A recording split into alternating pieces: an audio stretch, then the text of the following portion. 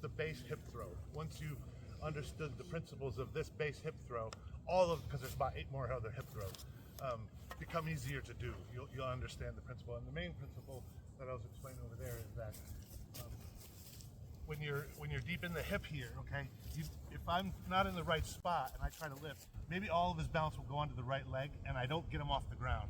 He's stepping around, or maybe I just can't get him off of his balance. Okay, that's all about placement. When you get in there, if you're too close or if you're too to the side, they're gonna come out wrong. So when you're practicing at your dojo, make sure that as you lift, both feet of his feet are coming off the ground at the same time. If it's coming off left and right, yep, you're not in the right spot. You want to be able to, I know I'm in that spot to where when I lift, they're both coming up. Okay, that's the spot to look for. Okay, now, so what I see some people doing is as they get in, they're entering really close. See how I'm already attached? So when I try to go down and pull, he's really not at the right angle. So what I'm going to do is when I put this under here, I don't want to step so close. I want to step right here, turn. So now there's a gap between us. That's where this arm comes to play. Now that there's a gap, as I sink and pull, he rides up onto my hip. Here, I'm going to pull him into my hip as I bend down. Okay, okay. Play with that a little bit. Create a little space and turn in that space. Okay, next technique is called O Gyaku. It means to push. Gyaku is written, normally Gyaku means something like from doing a wrist lock, it's a gyaku on his joint. Okay. This gyaku is a different kanji and it means like an emptiness or a falsehood. Again, it's a defense against the throw. So this time he gets the grip. We'll start square. He gets the grip, but this time I'll be the yuge.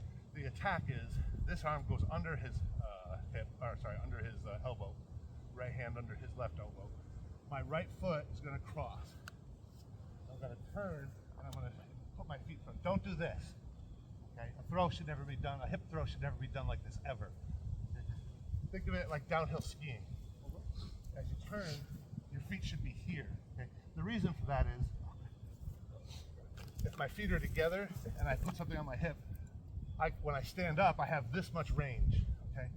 Once you start spreading out your legs and you do that, you've lost several inches of your fulcrum. Okay, so it's important to think of it as a downhill skiing as much as you can when you throw. Don't do this, especially when the other person is bigger than you are. Okay, so the attack is right hand lets go of the collar grip, goes around under the elbow while I cross, turn in front of him. Okay. This hand is pulling him onto my hip. On the hip, this just holds the hip. You don't have to grab the belt or the pants. It's a different throw. Just hold the hip and lift. And of course, that would go over and drop. From there, under, turn, pull this onto. Okay, don't start with trying to pull him this way.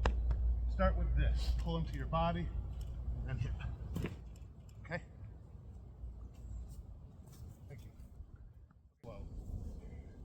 Do is as he comes in, you drop back, throw your hip in, and try to pull your right arm back. Okay. Here, the hip is first. Get that hip in there, and then throw this arm back. If I wait too long, go ahead. He's gonna catch me. Yes. Yep. Oh. Shit. It's been a while. Okay. So as he comes in to do that, you're going to jam with your hip, thrust it in with the hip. Okay, then the hand being shot out is so that you're regaining your balance. Okay, he throws, boom, I resisted, and now I need to get solid in base. Okay, now he's aware that I've jammed his throw. He's going to jump back out. Yep, and when they do, you follow up with a punch to the stomach or the boots next to it. Block the sink. Here. Strip back. Oh, I'm sorry, I forgot a key point. the spot on the back. Okay, he does that. Block. When I throw this arm out and I take my balance, the reason he jumps back is because I'm pushing my Boshiken into his Shichibatsu. Okay, I'm attacking that so he gets away from it, wiggles his way away from it, and follow up with a punch. jam, push again here, get your arm free. He wheels his way out, follow up with the punch. Okay, go ahead. Jam of the hip. Okay, it's this part of the hip. If you really want to use your crotch, you can. It works, but you're also taking a risk of injuring yourself. Okay? I do see it in Japan all the time, even in judo. There's athletes that do use the crotch. I don't recommend that. You're gonna hurt yourself, especially in the heat of a fight. So as that's coming in, the thigh does it. Jam it, push.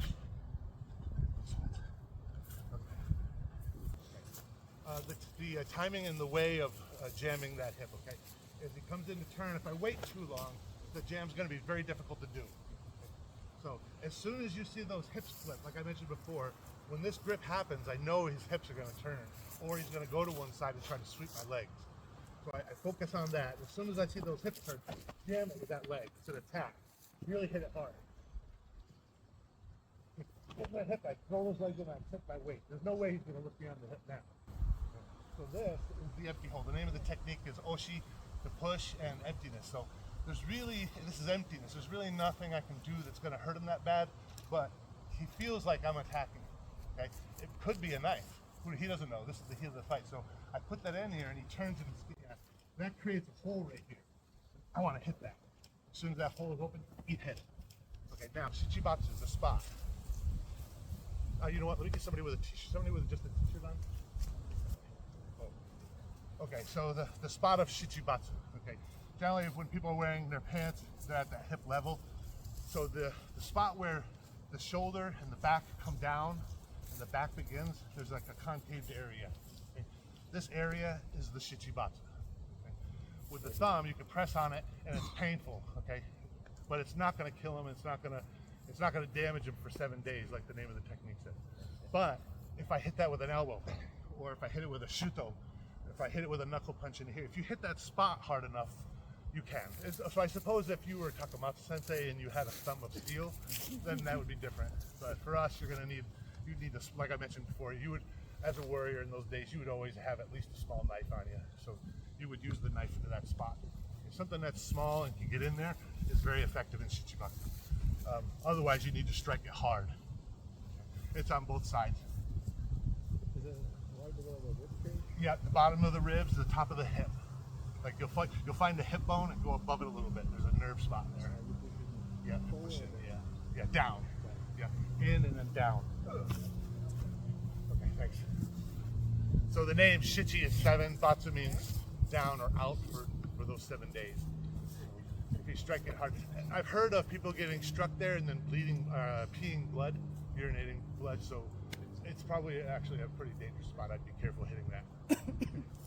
I used to do some MMA fighting and that would happen.